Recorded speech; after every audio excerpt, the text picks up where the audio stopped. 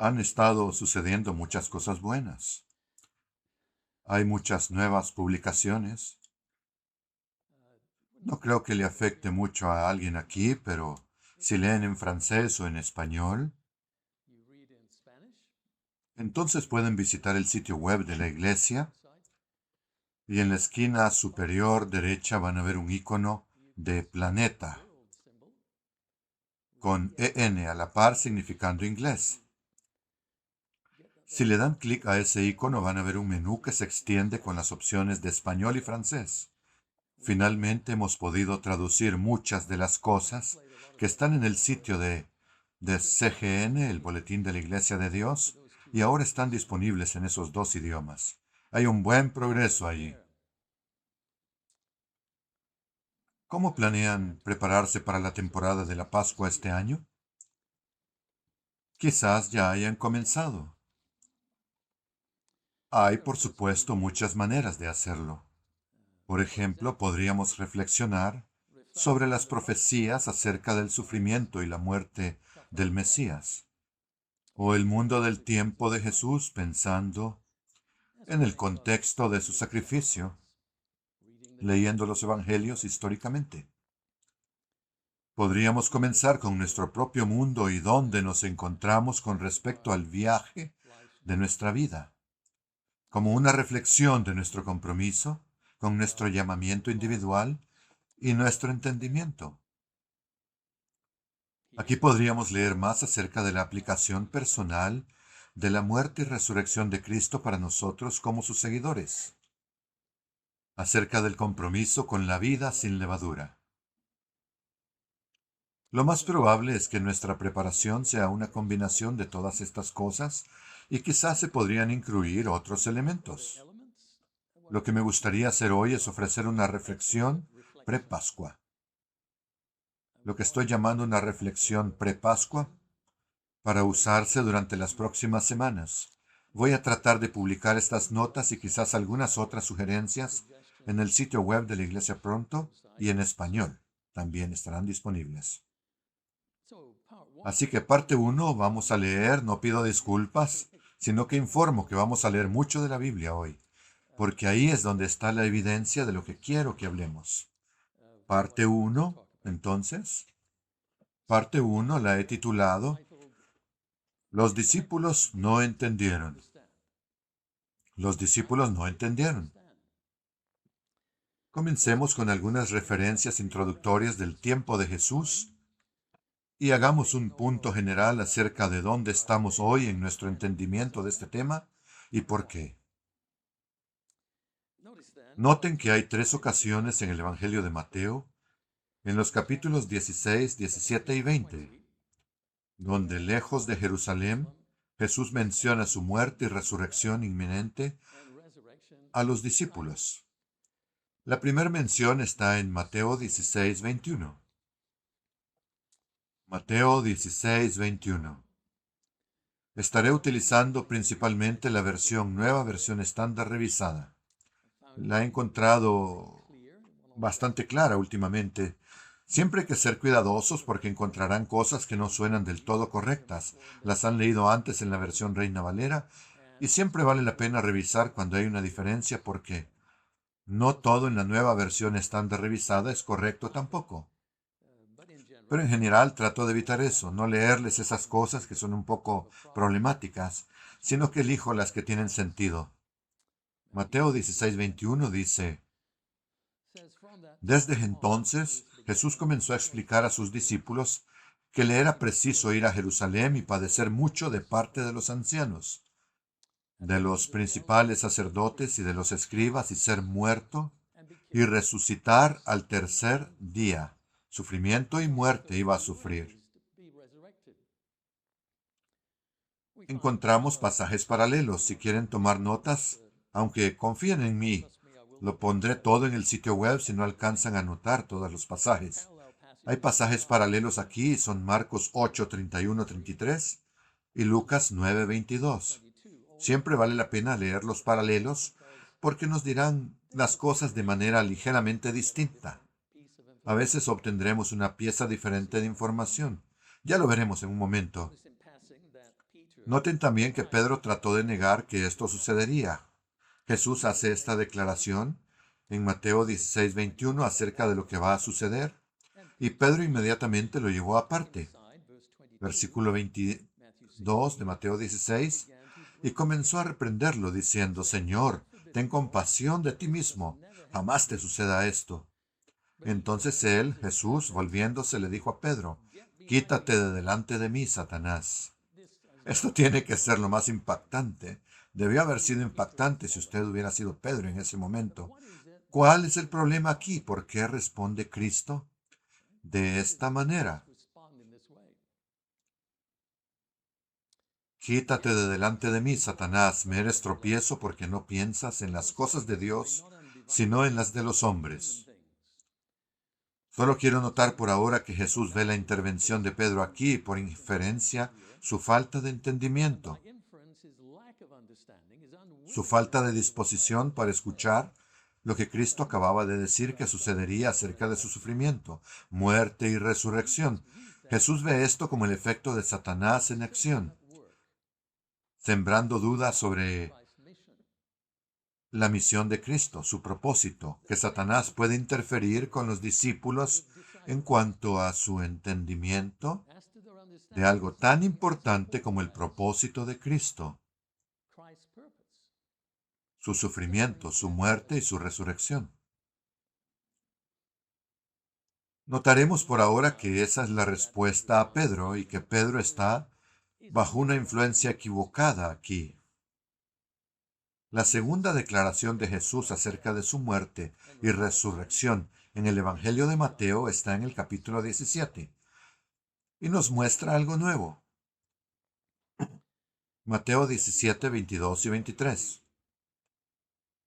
Estando ellos reunidos en Galilea, aquí nos dice que aún no están en Jerusalén cuando suceden estas cosas, Jesús les dijo, el Hijo del Hombre ha de ser entregado en manos de humanos y lo matarán, pero al tercer día resucitará. Y ellos se entristecieron en gran manera. La traición entonces iba a ser parte de esta secuencia de eventos que conducirían a la muerte de Cristo. Los pasajes aquí son paralelos, aquí son Marcos 9:30, 31 y Lucas 9, 43 al 45.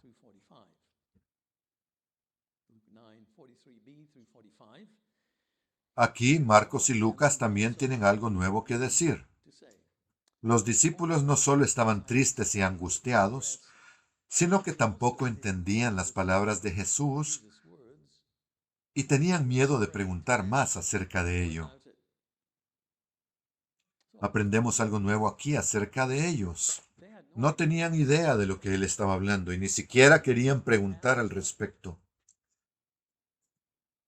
Lucas añade que les estaba oculto para que no pudieran entenderlo. Lucas 9:43. Leámoslo allí. Lucas 9:43b hasta el 45. Y todos se maravillaban de la grandeza de Dios, como todos se maravillaban de todas las cosas que hacía. Y dijo a sus discípulos, pongan en sus oídos estas palabras, porque el Hijo del Hombre ha de ser entregado en manos de humanos. Pero ellos no entendían este dicho, pues les estaba encubierto para que no lo percibieran, y temían preguntarle acerca de este dicho. Lo que es nuevo aquí es que los discípulos no comprendieron lo que Jesús estaba diciendo, que su significado estaba oculto para ellos y que tenían miedo de preguntar al respecto. No podían darle sentido al poder y la popularidad de Jesús que estaban viendo a su alrededor. La gente estaba respondiendo a Jesús, a sus milagros, a su enseñanza, y al mismo tiempo Él les está diciendo que no iba a seguir siendo así. Parece que todo se dirige hacia que el Mesías ha llegado, la opresión romana ha terminado y Él les está diciendo, voy a morir, voy a morir. No lo pueden comprender.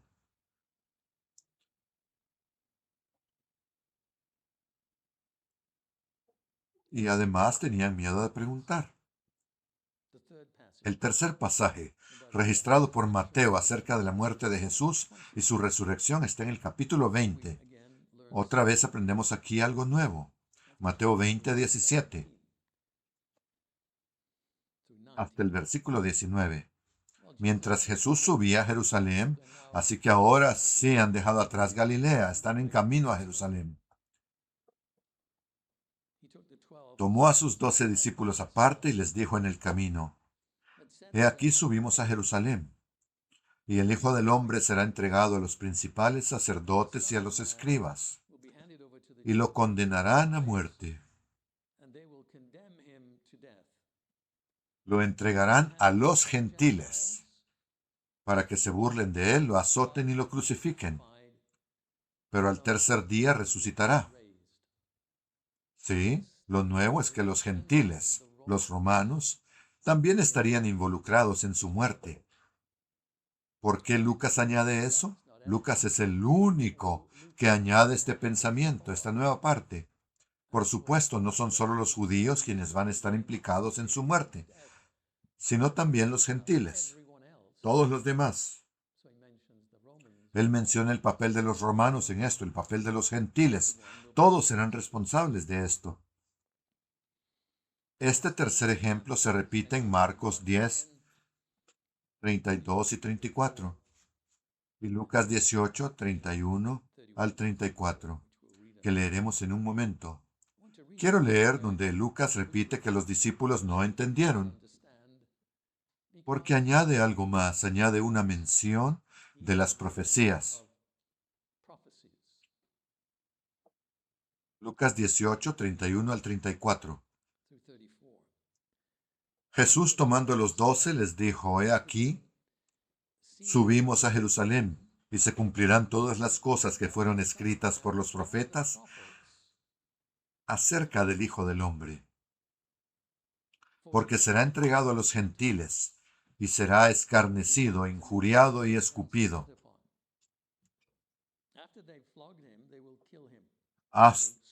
Después que lo hayan azotado, azotar o latigar, una parte muy dolorosa del proceso de crucifixión, lo matarán,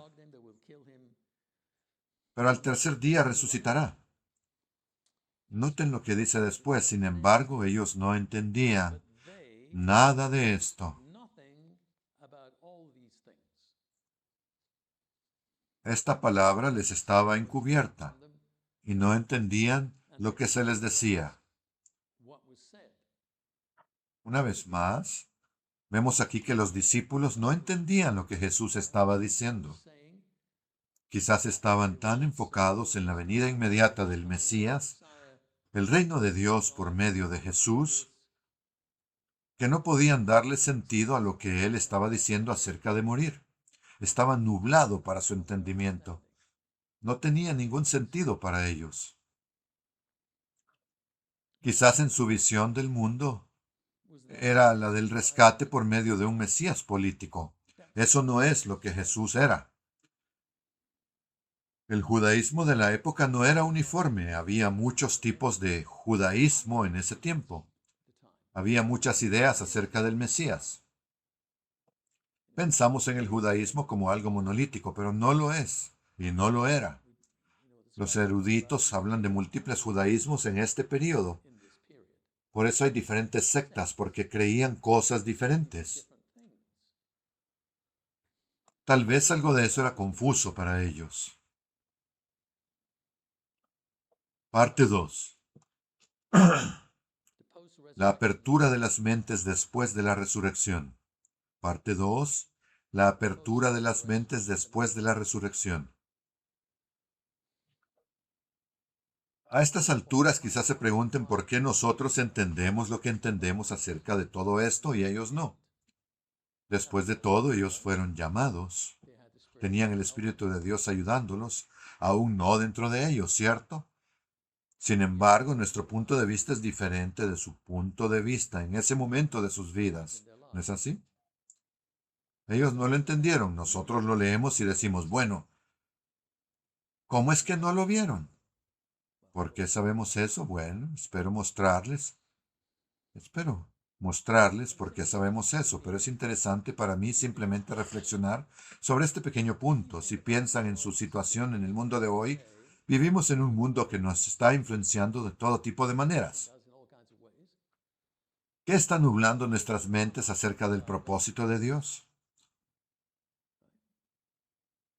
Resulta que vivimos en los Estados Unidos y tenemos ciertas maneras de ver las cosas debido a dónde vivimos. Estamos afectados por ello. Si estuviéramos viviendo en Europa o en Kazajistán o en cualquier otro lugar que estuviéramos viviendo en el mundo, tendríamos un entorno diferente en el que estaríamos viviendo. Cosas diferentes nos estarían influenciando. En todos estos casos, podríamos preguntarnos si eso cambia en el cómo leemos esto. ¿Estamos malinterpretando o no entendiendo el camino de Dios y el propósito de Dios debido a nuestro entorno?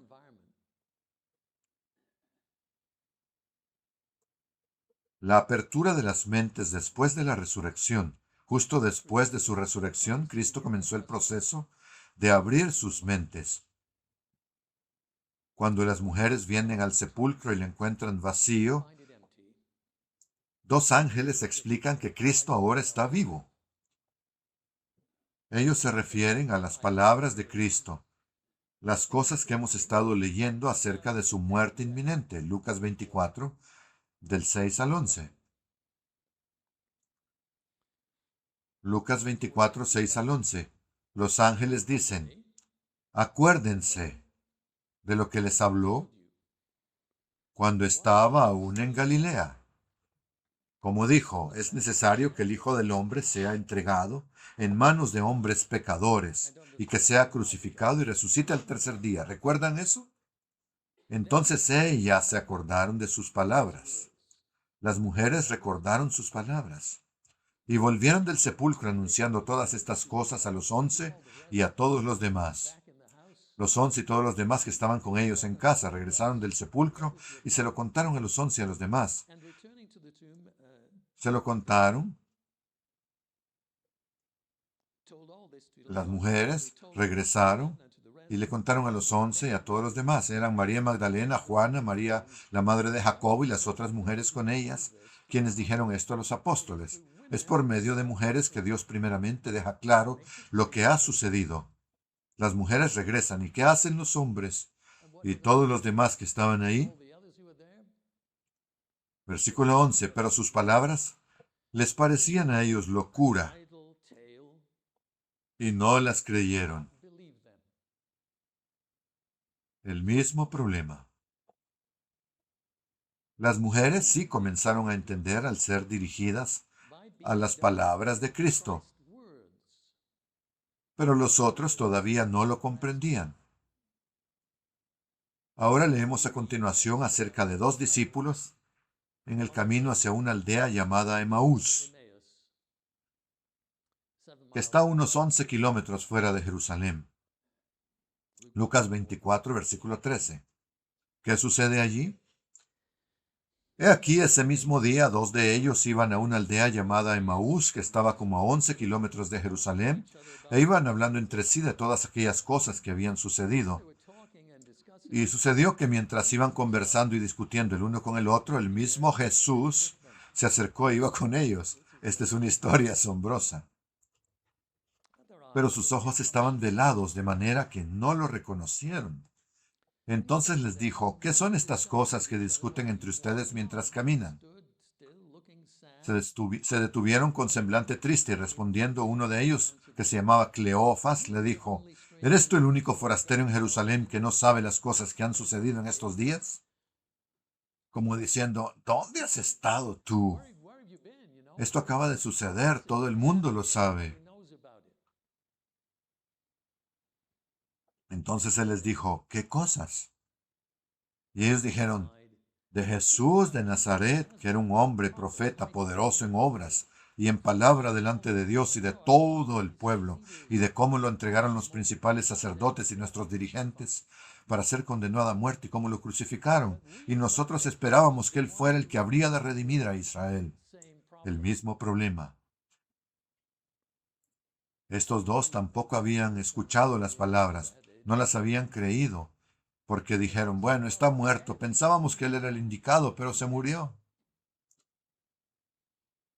Ahora a todo esto se añade el hecho de que hoy es el tercer día desde que esto aconteció. Todo el mundo lo sabe, han pasado 3 días, todo el mundo está hablando de ello. Además, unas mujeres de los nuestros nos han asombrado. Fueron muy temprano al sepulcro y al no hallar su cuerpo, regresaron diciendo que habían visto visión de ángeles, los cuales les dijeron que él está vivo. Y algunos de los nuestros fueron al sepulcro y hallaron como las mujeres habían dicho, pero a él no lo vieron. Entonces él les dijo, oh insensatos, qué insensatos son ustedes. Y la palabra para insensato es una palabra griega que significa carentes de capacidad de razonamiento. Qué insensatos son ustedes, qué faltos de razonamiento son ustedes, qué descuidados son acerca de cómo piensan y qué lentos de corazón, lo cual quiere decir torpes de mente, para creer todo lo que los profetas han dicho. Está allí. Ustedes no están pensando cuidadosamente acerca de todo esto. No era necesario que el Cristo padeciera estas cosas y que entrara en su gloria. Versículo 27. Y comenzando desde Moisés y todos los profetas, les interpretaba en todas las escrituras lo que decían de él.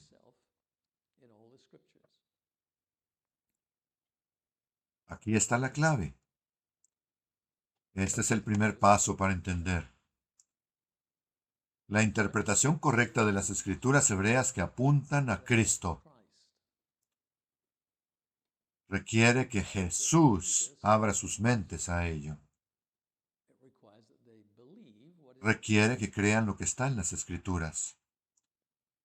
Los dos hombres regresaron a Jerusalén para decir a los apóstoles lo que habían oído y visto.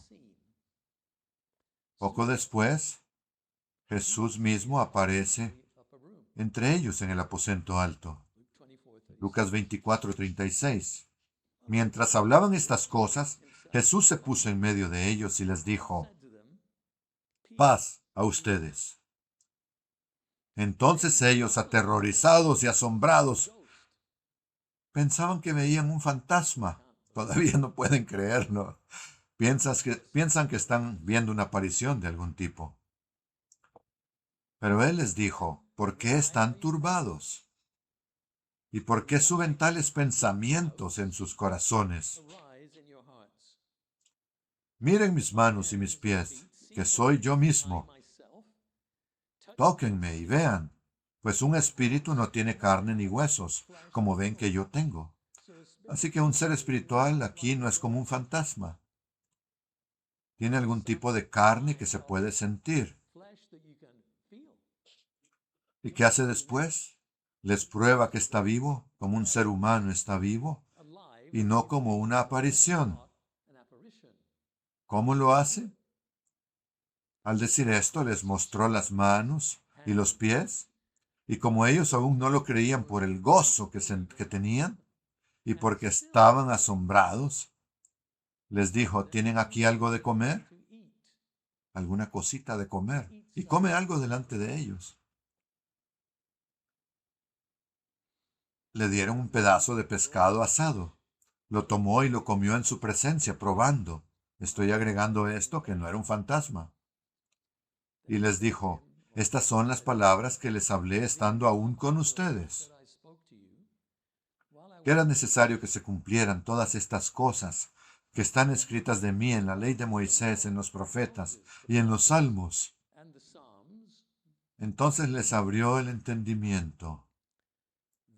Les abrió el entendimiento para que comprendieran las escrituras. Y les dijo, así está escrito. Y así fue necesario que el Cristo padeciera y resucitara de los muertos al tercer día. Finalmente, La iglesia llegó a entender completamente que Dios había planeado esta muerte y resurrección desde el mismo principio. En su primera carta, Pedro escribe acerca de la relación de las escrituras hebreas con la primera venida de Cristo, como el Cordero sacrificial de Dios que sería resucitado de entre los muertos. Él explica lo que ha costado nuestra redención y por cuánto tiempo esto ha sido planeado para nosotros. Vamos a Primera de Pedro 1, 18 al 21. En esta carta, escrita mucho tiempo después de los acontecimientos de los que estamos hablando, Pedro demuestra lo que ha llegado a entender, lo que ha llegado a ver y a creer. Primera de Pedro 1:18, él dice, tengan presente que han sido rescatados de su vana manera de vivir, la cual heredaron de sus ancestros. Lo mismo para nosotros, hemos sido rescatados de las maneras del mundo en que vivimos. No con cosas corruptibles como oro o plata, no es así como se paga el rescate, sino con la sangre preciosa de Cristo, como de un cordero sin mancha y sin contaminación, sin defecto. Así que ahora debería estar sonando en el fondo de nuestras mentes una escritura del Antiguo Testamento en los escritos de Moisés que coincide con esto. Éxodo 12:13. Un cordero sin defecto y sin mancha. Él, a la verdad, fue destinado desde antes de la fundación del mundo. Todo esto estaba planeado, pero ha sido manifestado en los últimos tiempos por causa de ustedes. Por medio de él creen en Dios, quien lo resucitó de entre los muertos y le ha dado gloria, de modo que su fe y esperanza estén en Dios. Ya sin dudas acerca de todo esto. Hubo otra razón por la que comenzaron a entender, por supuesto, en la última noche de Pascua. Jesús les dijo esto, Juan 14:26. Juan 14:26. Pero el Consolador, el Abogado, el Espíritu Santo que el Padre enviará en mi nombre, Él les enseñará todas las cosas y les hará recordar todo lo que yo les he dicho. Ellos debían continuar y adquirir más conocimiento y fe y entendimiento y creer, mientras recordaban con el Espíritu Santo obrando en sus mentes todo lo que habían escuchado. Sería traído de nuevo a sus mentes. Ahora leerían las Escrituras con un enfoque diferente, como veremos cuando comencemos a leer algunas de estas Escrituras en la ley, en los profetas y en los escritos. Vamos a hacer lo mismo que Él les pidió que hicieran ellos. Este entendimiento llega con el tiempo. Pienso que incluso varias semanas de enseñanza por Cristo no resolvieron el problema en sus mentes de cuándo vendrá el reino. En Hechos 1 todavía estaban preguntando, bueno, en esta etapa comenzarás el reino, ¿es eso? ¿Es así? Todavía no lo comprendían.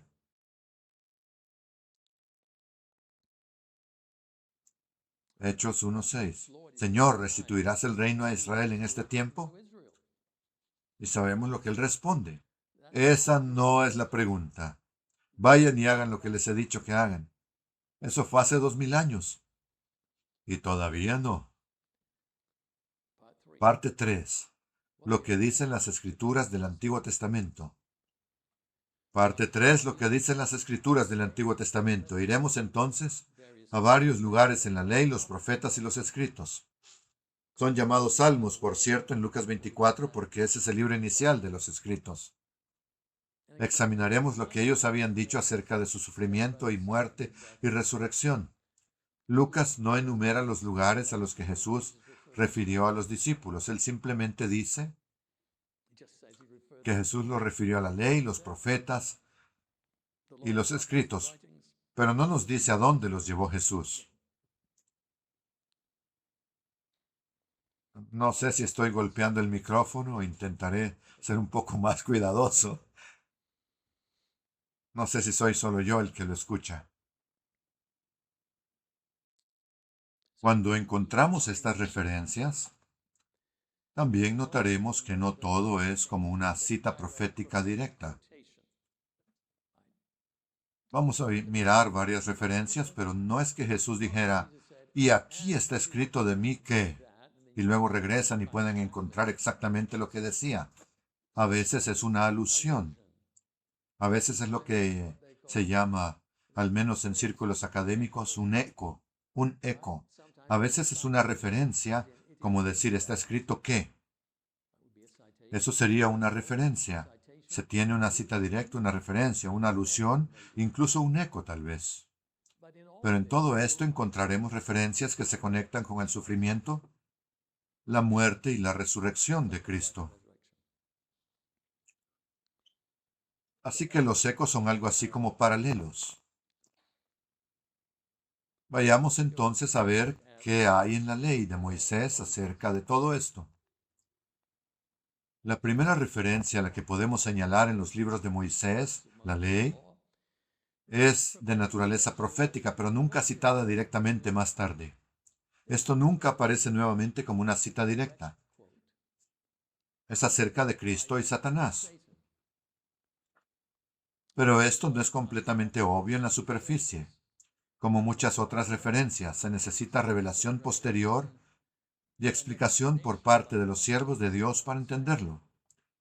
Solo después del hecho a veces puede conocerse su verdadero significado. Ustedes saben dónde está en Génesis 3:15. Es llamado en obras académicas el protoevangelio. El protoevangelio, la primera buena noticia. Es interesante que la Iglesia Católica haya interpretado esto como indicando a María, que María es de la que se está hablando aquí. Ellos hacen eso porque, por supuesto, están interesados en venerar a María. Así que tienen una explicación de esta escritura, y no voy a pasar mucho tiempo en esto, que concierne a la mariología o marianismo, que es la adoración de María o el otorgar a María un estatus tan divino como el de la Madre de Dios. Leamos el pasaje, Génesis 3:15. Y pondré enemistad entre ti, hablando a la serpiente aquí, lo cual pueden ver en el versículo 14. Esto está dirigido a la serpiente. Pondré enemistad entre ti, la serpiente o Satanás, y la mujer, es decir, Eva. Y entre tu descendencia, la descendencia de Satanás, lo que sea que eso signifique, y ya volveremos a ello, y la de ella, su descendencia, lo que sea que esto signifique, ya volveremos a ello. Él, quien quiere que sea ese él, herirá, aplastará tu cabeza, la cabeza de Satanás, la cabeza de la serpiente, y tú, la serpiente o Satanás, herirás su talón. Atacarás a alguien. ¿Cómo lo entendemos? Tu descendencia, refiriéndose a Satanás, la descendencia de Satanás, sus seguidores demoníacos y sus seguidores humanos, cualquiera que esté de acuerdo con él. Habrá enemistad entre los seguidores de Satanás y su camino, humanos que siguen su camino, y la descendencia de ella, su semilla. Si están leyendo ciertas traducciones, esa segunda descendencia tendrá una D mayúscula, indicando una preferencia por parte de los traductores de que eso significa Cristo. La descendencia con D mayúscula, por supuesto, no hay mayúsculas en el original. Por eso necesita interpretación, necesita revelación y entendimiento posterior. Él, él refiriéndose a Cristo, aplastará tu cabeza, la cabeza de Satanás, y tú, Satanás, herirás su talón. Atacarás a Cristo. Podrás hacer eso, como por ejemplo sucedió en la crucifixión, en todos los sufrimientos que Cristo tuvo que padecer.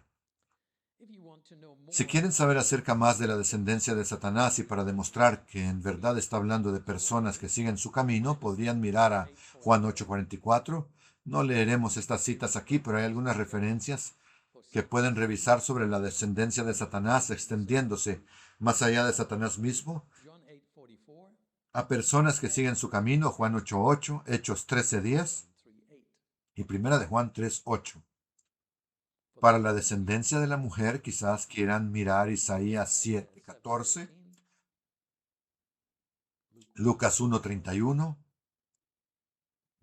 34 y 35 también, y Gálatas 4:4. Hay una alusión a Génesis 3:15 en Romanos, donde obtenemos un poco más de entendimiento. Esto viene un poco más tarde, donde Pablo escribe para animar a la iglesia a mantenerse firmes contra maestros que causan división. Romanos 16:20, una alusión entonces a Génesis 3:15, él dice, y el Dios de paz aplastará en breve a Satanás debajo de los pies de ustedes. Está hablando a la iglesia. La gracia de nuestro Señor Jesús sea con ustedes. Mientras vivimos nuestras vidas, en este caso, por ejemplo, con personas divisivas en la iglesia, eso es un acto de Satanás. Esa división que surge es un acto de Satanás. ¿Cómo lo tratamos? Lo tratamos como dice en Romanos 16, aplastándolo, evitándolo, poniéndolo aparte, a un lado, a tales personas, notándolas y separándolas. Cuando dice márquenlos, nótenlos, no significa poner una marca literal sobre ellos. Significa notarlos, verlos, observarlos. Se nota a las personas que hacen eso. ¿Y qué hacemos? Las evitamos. Así es como Satanás es aplastado bajo los pies de la iglesia ahora. Mientras vivimos ahora, y por supuesto, en última instancia, Satanás será aplastado literalmente bajo Cristo. Pablo da una alusión allí acerca de lo que esto significa en la realidad actual, en la vida cotidiana. Lo que dice Génesis 3:15 podría significar cómo podría practicarse Romanos 16:20. La primera referencia a Cristo es cómo la descendencia que se enfrentará a Satanás y lo derrotará. Menciona un tipo de alusión al sufrimiento de Cristo. Él sufrirá por causa del camino de Satanás, la oposición de Satanás. Génesis 3:15 también está en el trasfondo de un pasaje relacionado con la Pascua en el último libro de la Biblia. Apocalipsis 12 menciona algunas de las mismas imágenes. Confirma al dragón como la serpiente antigua. Confirma a esta serpiente como el diablo y Satanás, quien en Apocalipsis 12 se muestra tratando de destruir a Cristo en su nacimiento. La mujer, en este caso Israel, da a luz a Cristo, quien llegará a ser gobernante del mundo. Dice que Él es protegido de la serpiente Satanás y llevado al cielo. El pueblo de Dios vence a Satanás por la sangre del Cordero. Aquí hay otra alusión, como ven, que se conecta con ciertos emblemas o símbolos de la Pascua en el último libro de la Biblia, Apocalipsis 12. La siguiente referencia en las obras de Moisés, los escritos de Moisés, está en Génesis 14. Génesis 14 contiene otra referencia que puede asociarse con la última Pascua de Cristo y su sacrificio. Dice ahí en Génesis 14, 18 al 20, dice también Melquisedec, rey de Salem, quien era sacerdote del Dios Altísimo, sacó pan y vino. Sacó pan y vino. Él era sacerdote del Dios Altísimo. Bendijo a Abraham y dijo, bendito sea Abraham del Dios Altísimo, creador de los cielos y de la tierra. Bendito sea el Dios Altísimo que entregó a tus enemigos en tus manos. Y Abraham le dio a él el diezmo de todo. Ambos eventos, el servicio de la Pascua y este evento en Génesis 14, tienen a un sacerdote ofreciendo pan y vino. Y ambos están en el contexto de una relación de pacto. La relación de pacto de Abraham en el Antiguo y la relación del nuevo pacto de Cristo en el nuevo. Génesis 14 es una de estas alusiones. Pueden mirarlo más tarde y ver que hay algo bosquejado aquí, una referencia a pan y vino. Es muy vago, es muy tenue, pero hay algo allí. ¿Cuántas de estas cosas habló Cristo con sus discípulos? No lo sabemos. Estoy señalando que estas son algunas de las posibilidades. Eso está en la ley. Estamos mirando lo que hay en la ley en este momento. Esta es una de ellas, en Hebreos 7, citando el Salmo 110, un salmo de realeza o sacerdotal. Aprendemos que Melquisedec, rey de justicia, eso es lo que significa. También es el rey de Salem, lo cual significa rey de paz. Cristo es príncipe de paz. Es identificado con Cristo como teniendo un sacerdocio eterno. Esto es lo que aprendemos en Hebreos 7 y por supuesto nuestro entendimiento es que Melquisedec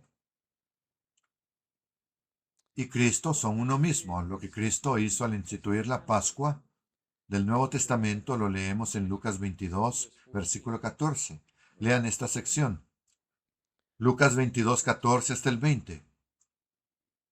Cuando llegó la hora, se sentó a la mesa y con él los apóstoles, y les dijo, ¿cuánto he deseado comer con ustedes esta Pascua antes de padecer? Porque les digo que no comeré más de ella hasta que se cumpla en el reino de Dios. Luego tomó una copa y habiendo dado gracias dijo, tomen esto y repártanlo entre ustedes, porque les digo que desde ahora no beberé más del fruto de la vid hasta que venga el reino de Dios.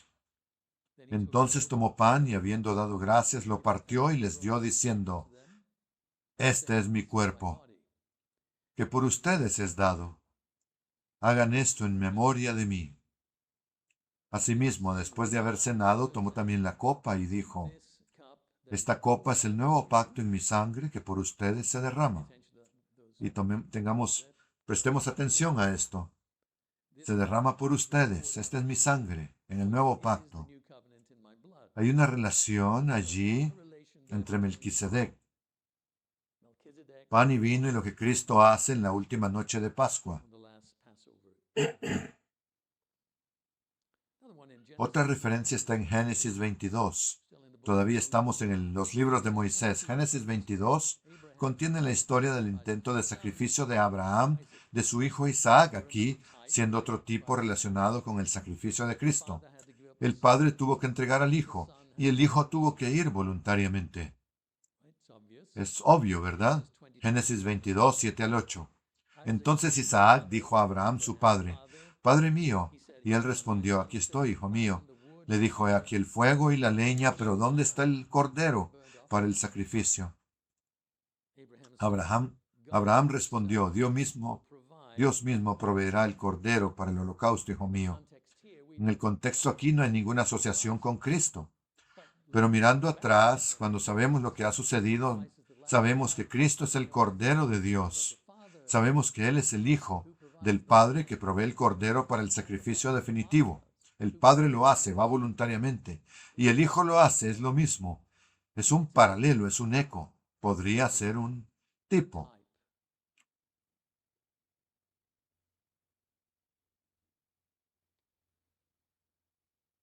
Los dos caminaron juntos, Abraham e Isaac, los dos caminaron juntos, el Padre y el Hijo, en acuerdo. Éxodo 12:13, como ya lo mencioné, Dios nos da una instrucción para la primera Pascua en Egipto. Un cordero macho de 1 año sin mancha. Señalamos una referencia antes, sacrificado entre las 2 tardes, el 14 de Nisán, la noche cuando Cristo celebra la Pascua con los discípulos. Muerto la tarde siguiente, asesinado todavía en el 14 de Nisán, sin que se le rompa ningún hueso. Dice en Éxodo 12:13. Es hasta más tarde que llegamos a entender que esta imagen es Cristo sacrificado por el pecado. Los antiguos israelitas no sabían nada acerca de que Cristo sería sacrificado por el pecado. Cuando se les dice, si tu hijo te pregunta de qué se trata la Pascua, no se menciona nada de lo que nosotros entendemos ahora que es. Es la salida de Egipto, es la liberación de Dios, es protegerlos de las plagas de Egipto, es liberación en el camino hacia la nueva tierra. Cristo no se menciona aquí. Este es un entendimiento posterior que llega después. Pueden ver por qué es que Cristo tiene que informarles de todas estas cosas más tarde, para que realmente lo entiendan. Podrían entender partes y piezas, sombras, aquí y allá.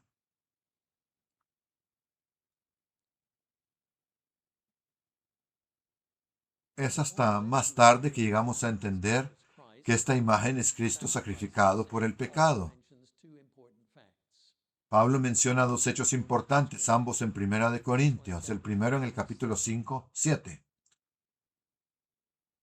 Límpiense de la vieja levadura para que sean una nueva masa, como lo son en realidad sin levadura, porque Cristo, nuestro Cordero Pascual, ha sido sacrificado. La nueva versión estándar revisada dice que un Cordero Pascual fue sacrificado por nosotros. Cristo es nuestra Pascua. Aquí hay una declaración definitiva en el Nuevo Testamento que nos dice lo que esa ceremonia significaba en ese tiempo, atrás en tiempo del plan general de Dios en Éxodo 12:13, y ahora tenemos un significado. Sabemos que Cristo es el Cordero de la Pascua. Capítulo 11 de Primera de Corintios, versículo 23, Pablo dice, porque yo recibí del Señor la enseñanza que también les he transmitido, la enseñanza que el Señor Jesús, la noche en que fue entregado, tomó pan y habiendo dado gracias lo partió y dijo, tomen y coman, este es mi cuerpo que por ustedes es partido, hagan esto en memoria de mí. Asimismo tomó también la copa después de haber cenado y dijo, esta copa es el nuevo pacto en mi sangre, hagan esto todas las veces que la beban en memoria de mí. Cuando guardamos la Pascua, ¿qué estamos haciendo? Estamos recordando lo que Cristo hizo. ¿Hasta cuándo? Él dice, coman y beban de este pan y de esta copa, y cuando lo hacen proclaman la muerte del Señor hasta que Él venga. Es un memorial hasta que Él venga. Así que en los escritos de Moisés tenemos varias referencias indirectas al sufrimiento y muerte de Cristo y por implicación su resurrección porque está vivo.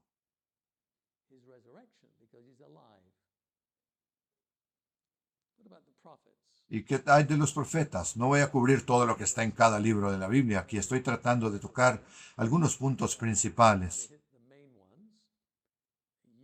Ustedes pueden hacer su propio estudio y encontrar otros. Pero estos probablemente son los principales. Veamos a los profetas. ¿Qué encontramos en los profetas? ¿A qué podría haberlos dirigido Cristo para probar que Él era quien decía ser? ¿A qué los dirigiría en los profetas? Isaías contiene el pasaje más completo. Y este es el capítulo 53. Contiene de hecho un versículo que Jesús mismo cita en Lucas. En Lucas encontramos esto en el capítulo 22 y versículo 37. Lucas 22, 37. Porque les digo que es necesario que se cumpla de mí, que se cumpla en mí aquello que está escrito. Y fue contado con los malhechores. Y dice en la nueva versión estándar revisada, fue contado con los malhechores. Esto está entre comillas en algunas versiones, porque lo que está escrito de mí tiene cumplimiento. ¿De dónde viene eso? Está citando Isaías 53:12. Isaías 53:12 dice, por tanto, yo les daré parte con los grandes. Eso está en el cuarto mensaje a siervos que se encuentra como pasaje en el libro de Isaías. Yo les daré parte con los grandes y con los fuertes repartirá despojos, porque derramó su vida hasta la muerte. Ahí está esa declaración nuevamente de derramar. Veremos más adelante que se refiere a su sangre. Derramó su vida hasta la muerte y fue contado entre los transgresores, habiendo él llevado el pecado de muchos. e intercedido por los transgresores.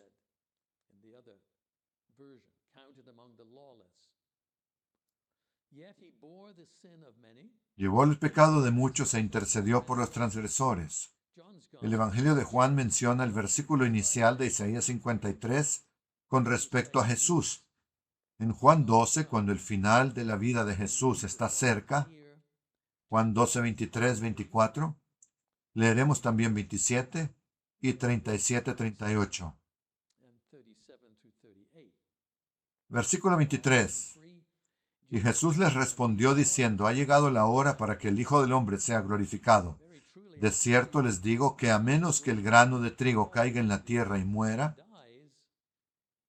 queda solo un simple grano, pero si muere lleva mucho fruto. Él está hablando de su muerte, obviamente, y de lo que sucede como resultado de su resurrección. Versículo 27. Ahora está turbada mi alma. ¿Qué diré? Padre, sálvame de esta hora. Al contrario, ¿eso es lo que diríamos nosotros? Al contrario, para esto he llegado a esta hora.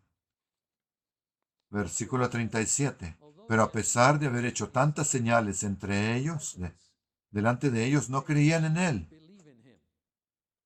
¿Por qué? Para que se cumpliera la palabra del profeta Isaías.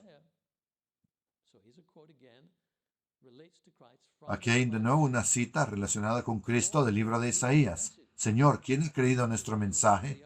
¿A quién se ha revelado el brazo del Señor? ¿De dónde viene eso? Isaías 53, 1. Isaías 53 se convierte en un pasaje muy importante en relación con lo que Cristo seguramente les habría señalado de los profetas. Vamos a recorrer los versículos 3 hasta el 12 de Isaías 53. Versículo 3. Fue despreciado y desechado por los hombres, hombre de dolores, experimentado en sufrimientos, y como escondimos de él el rostro, lo menospreciamos y no lo estimamos. En los Evangelios, Jesús hace una pregunta en el contexto de una discusión acerca de Elías que vendría antes del Mesías. En la pregunta, él presenta la idea que Isaías expresa acerca del sufrimiento y de ser considerado sin valor. Aquí está la pregunta de Jesús. La leemos en Marcos 9. Aquí está la pregunta de Jesús acerca de Elías y el Mesías y lo que viene después. Marcos 9, 12b. ¿Cómo está escrito en el libro? Está escrito acerca del Hijo del Hombre que padezca mucho y sea menospreciado. Lo mismo que estábamos leyendo en Isaías 53, 3.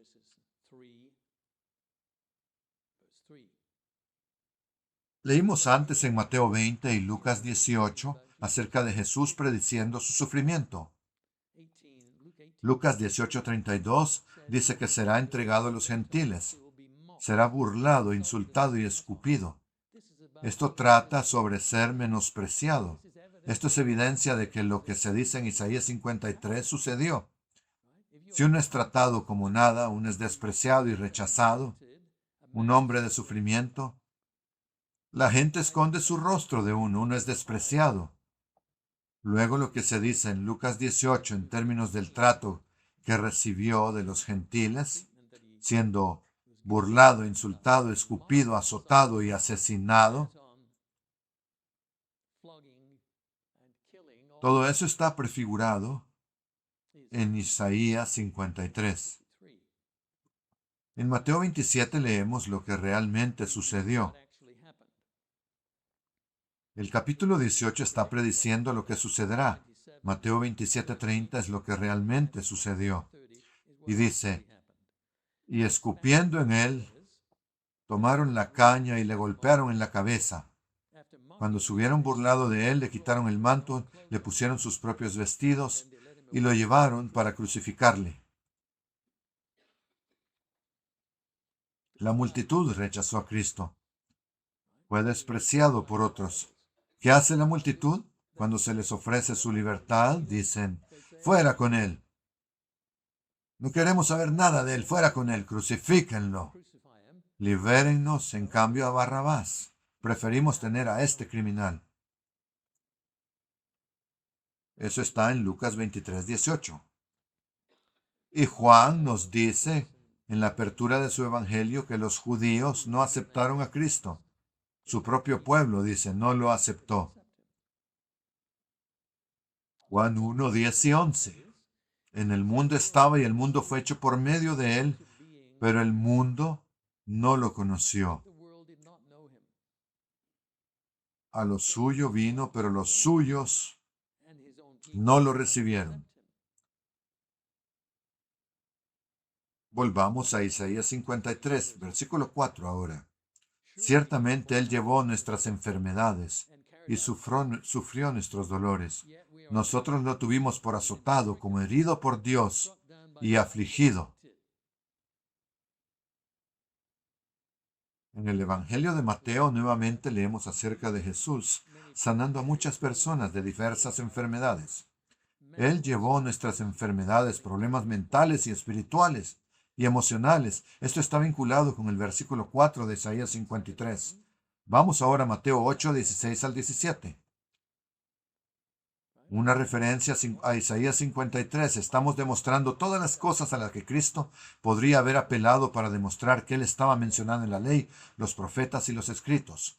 Mateo 8, 16. Al atardecer, trajeron a Él muchos endemoniados. Con su palabra echó fuera a los demonios y sanó a todos los enfermos, de modo que se cumpliera lo dicho por medio del profeta Isaías, quien dijo: Él mismo tomó nuestras debilidades y cargó con nuestras enfermedades. Una conexión muy clara. Isaías 53, 5. Pero Él fue herido por nuestras transgresiones, molido por nuestros pecados. El castigo que nos trajo paz fue sobre Él, y por sus heridas fuimos nosotros sanados. Todos nosotros nos descarriamos como ovejas, cada cual se apartó por su camino, pero el Señor cargó en Él el pecado de todos nosotros.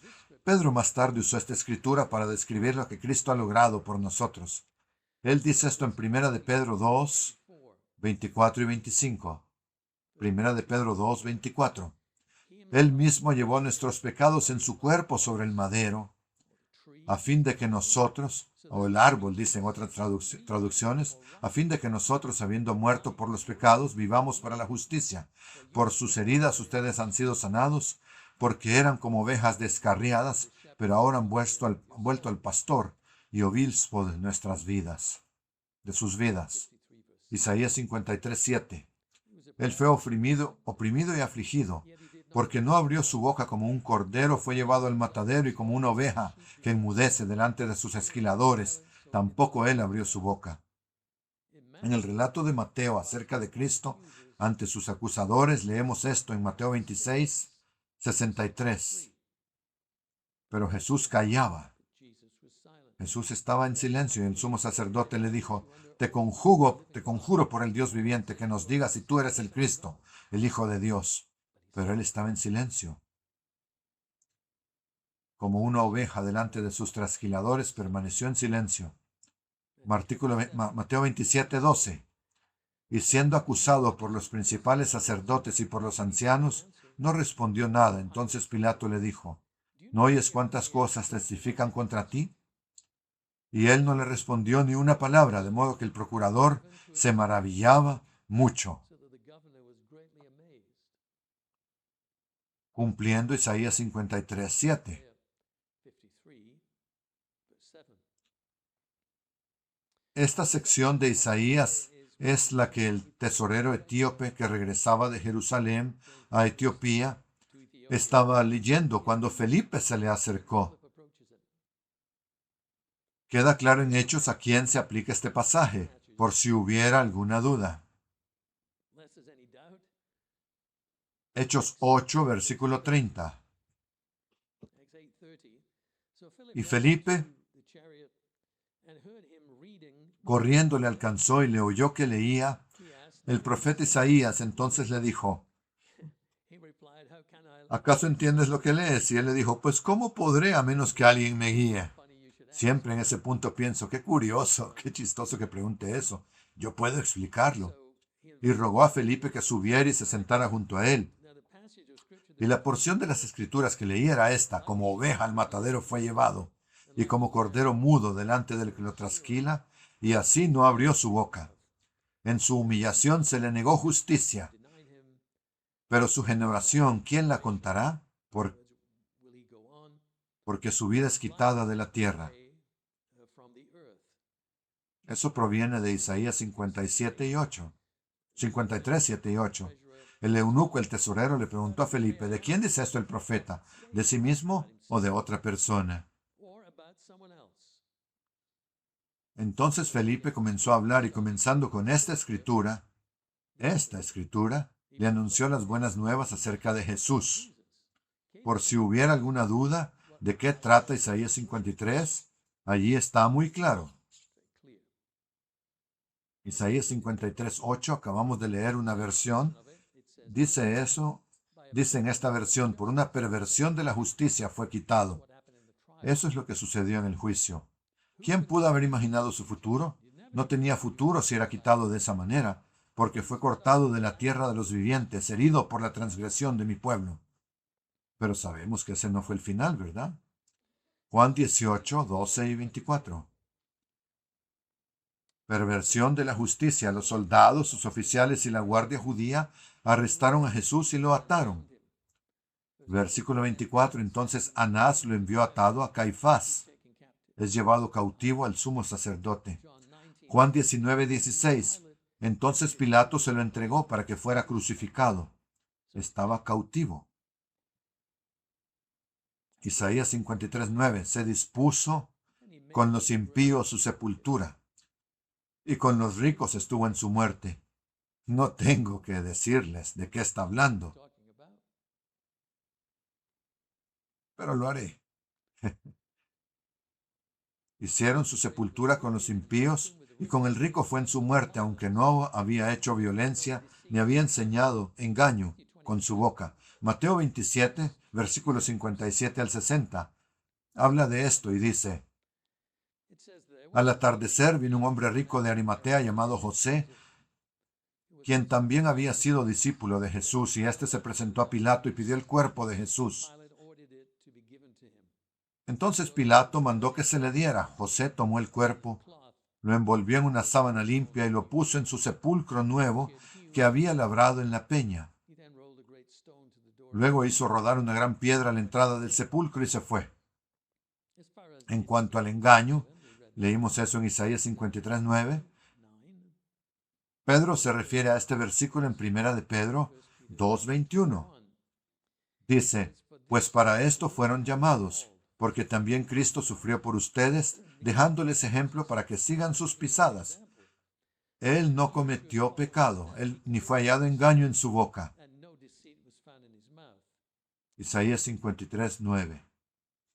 ¿Y qué hay del versículo 10? Isaías 53, 10. Con todo esto el Señor quiso quebrantarlo y lo hirió. Cuando se haya puesto su vida como sacrificio por la culpa, verá descendencia. Aquí hay una indicación del futuro, una indicación de que no es el final para el siervo que sufre.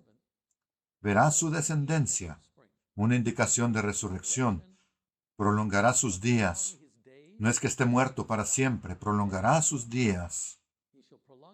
Y por medio de él prosperará la voluntad del Señor. Así que esta es una referencia a su resurrección a la vida. Isaías 53, 11. A causa de la angustia de su alma verá la luz. Promesa de la futura resurrección y quedará satisfecho. Por su conocimiento, mi siervo justo justificará a muchos y cargará con los pecados de ellos, con sus iniquidades. Pablo confirma esto en 2 de Corintios 5:21. Al que no conoció pecado, por nosotros Dios lo hizo pecado, para que nosotros fuéramos hechos justicia de Dios en él. Es decir, para reemplazar nuestro pecado, para cargar sobre sí mismo nuestros pecados, para que en Él podamos llegar a ser personas completamente justas, haciendo lo correcto, viviendo de la manera correcta. Ese es el precio que Él paga por nosotros.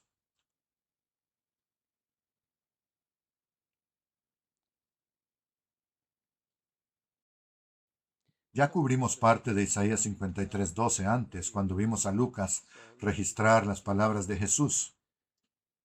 Versículo 37 de Lucas 22, porque les digo que es necesario que se cumpla en mí aquello que está escrito y fue contado con los malhechores, transgresores, porque lo que está escrito de mí tiene cumplimiento.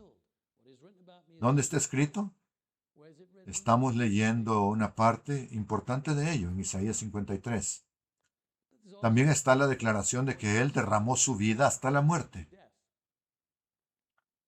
Isaías 53:12. Derramó su vida hasta la muerte. Por tanto, yo le daré parte con los grandes y con los fuertes repartirá despojos, porque derramó su vida hasta la muerte y fue contado entre los transgresores. Habiendo llevado él el pecado de muchos e intercedido por los transgresores. Quisiera referirlos a un artículo en el sitio de Visión y Fundamentos. Es un artículo de 2015 sobre la crucifixión y la verdadera causa de la muerte de Jesús. Recuerdo que se titula algo así como Crucifixión y la verdadera causa de la muerte de Jesús. Quizá quieran volver a revisarlo, pero aquí hay una sección de este artículo. Eran aproximadamente las 9 de la mañana cuando Jesús fue extendido en el madero, Marcos 15:25. Como hemos visto, esta forma de ejecución estaba destinada a durar bastante tiempo, por lo que se evitaba una muerte inmediata. Pero 6 horas después, Jesús estaba muerto. Mateo 27:45. Esto era inusual. Incluso Pilato se sorprendió cuando oyó la noticia.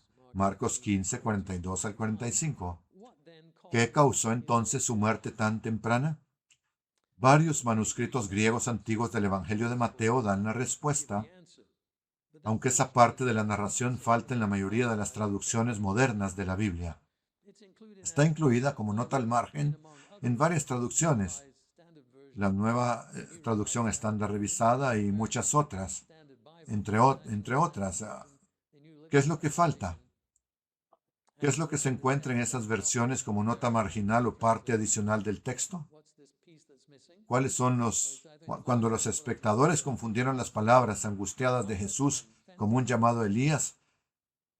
Y algunos dijeron, déjenlo. ¿Ah? Confu- Dijeron, déjenlo. Veamos si Elías viene a salvarlo. En ese momento la frase que falta dice, pero otro tomando una lanza le traspasó el costado y salió sangre y agua. Antes de que muriera, no después de que muriera. Si leen el Evangelio de Juan, deben tener cuidado con cómo lo leen porque parece que ocurre después de su muerte, pero la causa de su muerte es el derramamiento de sangre. Derramó su vida, murió por pérdida de sangre. La lanza del soldado romano ocurrió antes de que muriera. Entonces dice, la gente estaba especulando acerca de una intervención sobrenatural de Elías, pero el resultado impactante fue una muerte repentina a manos de un romano. Como resultado, Jesús clamó a gran voz y murió. Sí, uno gritaría de dolor y agonía si estuviera perdiendo la vida, como dice Mateo 27 del 49 al 50. Sería un grito de dolor, una gran pérdida de sangre y una herida de lanza. Muerte por el derramamiento de sangre. Estas son algunas de las referencias en los profetas acerca del sufrimiento, muerte y resurrección de Jesús. Pero hay más. ¿Qué hay de los escritos? Vamos primero a Salmo 41:9. Salmo 41:9 dice, Salmo 41:9. Aún mi amigo íntimo, en quien yo confiaba y quien comía de mi pan, ha levantado contra mí el talón. Aquí hay una persona en el Salmo 41 que sufre traición, una de las cosas más difíciles de soportar en la vida. He preguntado antes por qué la traición tenía que ser parte de esto. Seguramente podría haber sido entregado a las autoridades sin que hubiera traición. Tal vez podría haber sido atrapado en algún lugar, pero tener que pasar por la traición de alguien que conocía bien, ¿por qué tenía que sufrir todo lo que nosotros sufrimos, ¿verdad? Él entiende lo que es ser traicionado. Nosotros hemos experimentado traición en la vida. Todos lo hacemos de una forma u otra, de vez en cuando. Es un sentimiento terrible. Cristo entiende eso. Cristo puede ayudarnos a superarlo, porque es uno de los peores sentimientos que existen.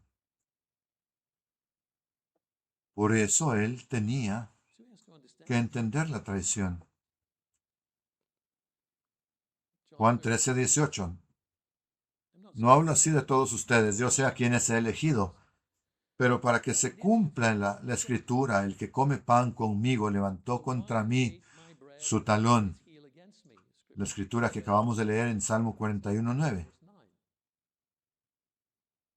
Desde ahora les digo, antes de que suceda, para que cuando suceda crean que yo soy. Ellos lo creerían después porque lo reconocerían. Volverían a leer esa escritura y comprenderían lo que significaba cuando pensaran en lo que Judas había hecho. De cierto les digo que el que recibe al que yo envío, a mí me recibe, y el que a mí me recibe, recibe al que me envió. Después de haber dicho esto, Jesús se conmovió en espíritu y testificó diciendo, de cierto les digo que uno de ustedes me va a entregar. Entonces los discípulos se miraban unos a otros dudando de quién hablaba. Uno de los discípulos a quien Jesús amaba estaba a la mesa, Juan, recostado junto a Jesús. A él Simón Pedro le hizo señas para que le preguntara quién era aquel de quien hablaba. Entonces él, recostándose sobre el pecho de Jesús, le dijo, Señor, ¿quién es? Jesús contestó, es aquel para quien yo mojo el bocado y se lo doy. Y mojando el bocado, lo tomó y se lo dio a Judas, hijo de Simón Iscariote. Después del bocado, Satanás entró en él. Entonces le dijo Jesús, lo que estás haciendo, hazlo pronto. Y nadie en la mesa sabía por qué le dijo esto. Incluso eso estaba nublado para su entendimiento. Pedro no está viendo a quién se lo da. ¿No lo vio? Aparentemente no. Hay mucho mojar pan, supongo, en esta comida. Nadie en la mesa sabía por qué le dijo eso. Algunos pensaban que porque Judas tenía la bolsa común. Jesús le estaba diciendo, compra lo que necesitas para la fiesta o ve y dale algo a los pobres. Y después de recibir el pedazo de pan, inmediatamente salió y era de noche. El Salmo 22 habla con más detalle del sufrimiento y la muerte de Jesús. Veamos lo que dice Salmo 22, como también Mateo 27 y versículo 35. Cuando le hubieron crucificado, repartieron entre sí sus vestidos echando suertes para que se cumpliese lo dicho por el profeta. Partieron entre sí mis vestidos y sobre mi ropa echaron suertes. Salmo 22. Reparten entre sí mis vestidos y sobre mi ropa echan suertes. Mateo, 22:18 de Salmo, eso fue. Mateo 27:39 dice, y los que pasaban le injuriaban, meneando la cabeza. Y en ocasión a esto, sí, está en el Salmo 22, diciendo, tú que derribas el templo y en 3 días lo edificas, sálvate a ti mismo, si eres el Hijo de Dios, y desciende de la cruz. Esto es burla, ¿no es así? De igual manera, aún los principales sacerdotes junto con los escribas y los ancianos se burlaban de él y decían, a otro salvó, a sí mismo no se puede salvar. Es Rey de Israel, que descienda ahora de la cruz y creeremos en él. Ha confiado en Dios, que Dios lo libre ahora si lo quiere, porque dijo, yo soy hijo de Dios. También los ladrones que estaban crucificados con él lo injuriaban de la misma manera. ¿Qué encontramos en Salmo 22:6? Pero yo soy un gusano y no un hombre, objeto de la afrenta de los hombres y despreciado del pueblo. Todos los que me ven se burlan de mí, estiran los labios y mueven la cabeza. Blasfeman, ¿verdad? Negando el nombre de Dios.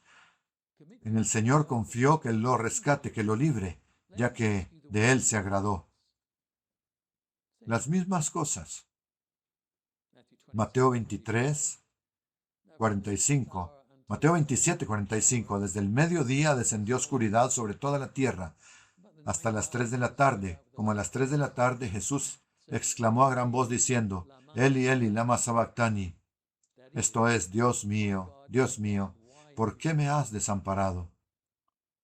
Cuando algunos de los que estaban ahí le oyeron, decían, este hombre llama a Elías. Y de Eli, Eli.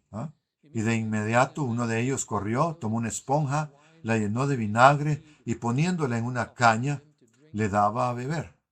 Pero otros decían, déjalo, veamos si viene Elías a salvarlo. ¡Qué actitud! Pero Jesús, clamando a gran voz otra vez, entregó su espíritu.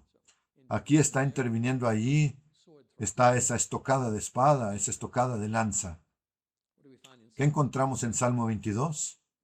Salmo 22:1 hasta el versículo 18. Dios mío, ¿por qué me has desamparado? ¿Por qué estás tan lejos de mi salvación? Este es el estado de ánimo de Cristo mientras está siendo crucificado. Y de las palabras de mi clamor, Dios mío, clamo de día y no respondes, clamo de noche y no hay sosiego para mí. Pero tú eres santo, tú que habitas entre las alabanzas de Israel. Nuestros padres esperaron en ti, esperaron y tú los libraste. Clamaron a ti y fueron librados, confiaron en ti y no fueron defraudados.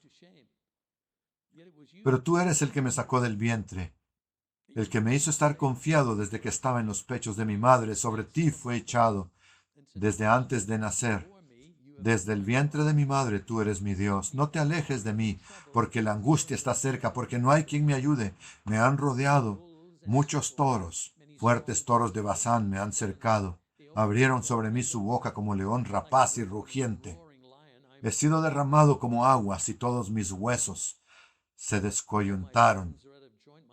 Mi corazón fue como cera, derritiéndose en medio de mis entrañas.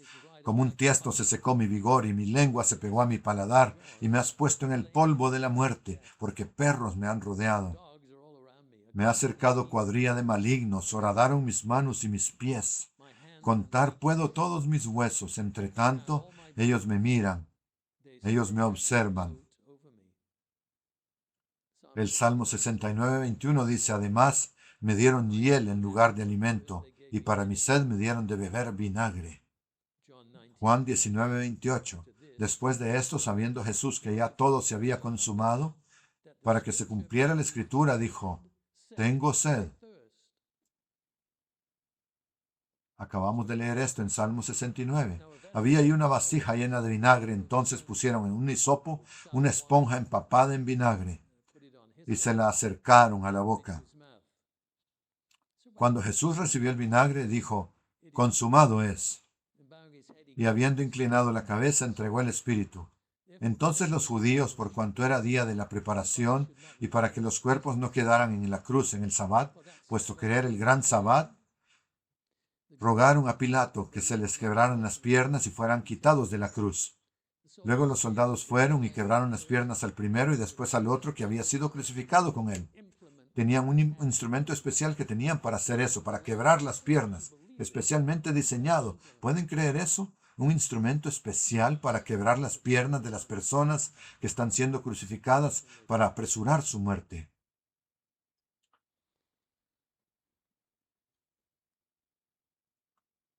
Pero uno de los soldados, y voy a poner la palabra, había traspasado su costado con una lanza, e inmediatamente salió sangre y agua. Y el que había visto estas cosas ha testificado, ese es Juan, y su testimonio es verdadero. Él sabe que está diciendo la verdad para que ustedes crean, porque estas cosas fueron hechas para que la escritura se cumpliera. ¿Qué escritura? ni uno de sus huesos será quebrado. Eso es de Éxodo 12:46 y Salmo 34, versículo 20. Nuevamente otra escritura dice, ellos mirarán al que traspasaron. Eso es del Salmo 22, versículo 16 y Zacarías 12:10. En un momento sombrío en la historia, es un momento muy sombrío, muy sombrío en la historia, pero todavía hay esperanza. Salmo 16:10. Pues no dejarás mi alma en el Seol, ni permitirás que tu santo vea corrupción. Hay esperanza, no me dejarás estar muerto por mucho tiempo. Esto apuntaba a la resurrección de Cristo, como Pedro mostró en el día de Pentecostés, porque él lo cita. Hechos 2, 25 al 31. Hechos 2, 25 al 31. Pedro cita esto.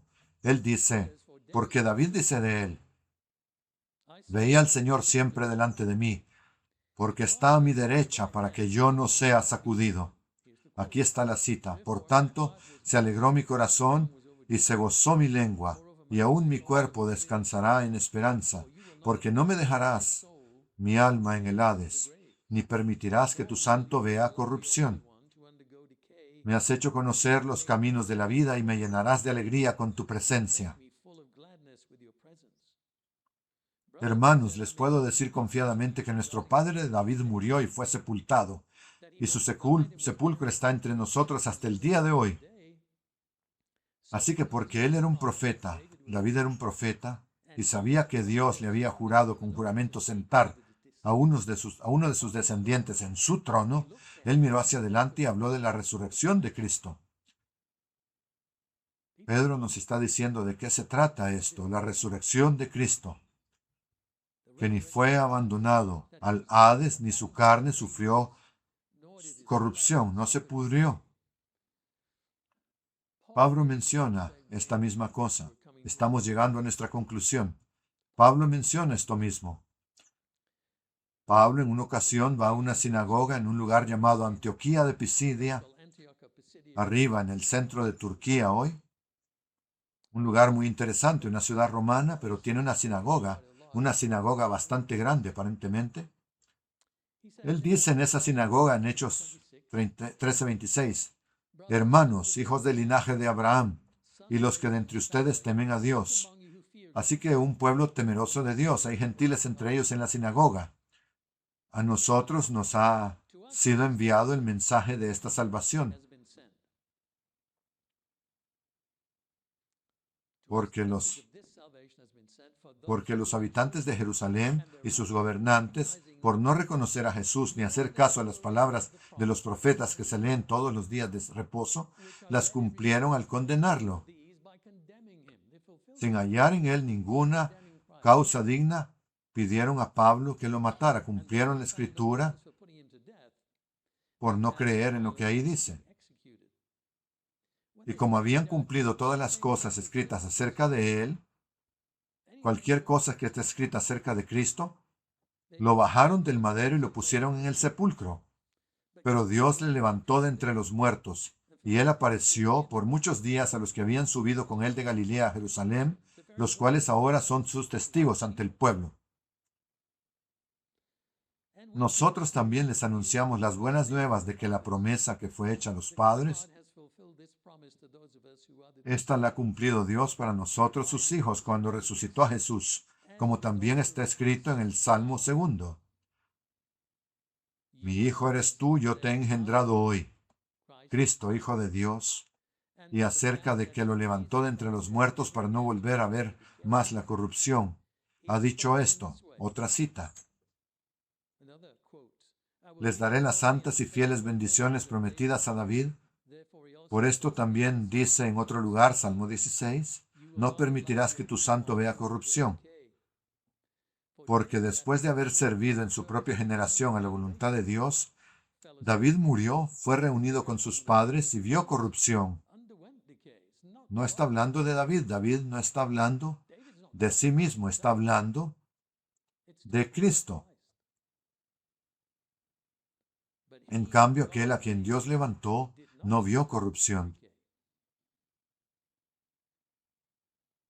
Así que hemos visto